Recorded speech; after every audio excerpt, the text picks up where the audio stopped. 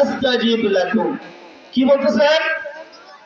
উদউনি আস্তাজিব লাকুম, তোমরা যদি আমাকে ডাকো আমি তোমাদের ডাকে সাড়া দিব।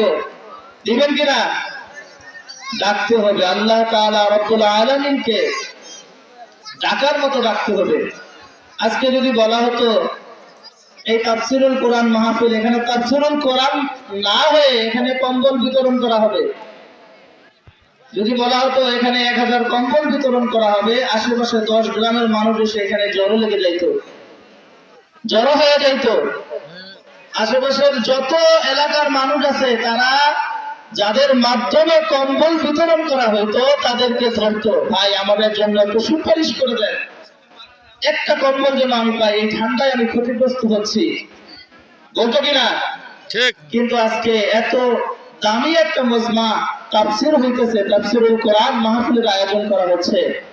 আসলে যেহেতু আমি শুরু করতেছি এজন্য আপনাদেরকে নিয়ে আসা, এটাই হচ্ছে আমার কর্তব্য, আপনাদেরকে এই জিনিসটা বোঝা কত দামি জিনিস হচ্ছে এখানে, কত দামি আপনাদের এলাকার ভিতরে এই তাফসীরুল কোরআন মাহফিলের আয়োজন করা হয়েছে। এই জিনিসটা আপনারা বুঝতেছেন না, আপনি আমি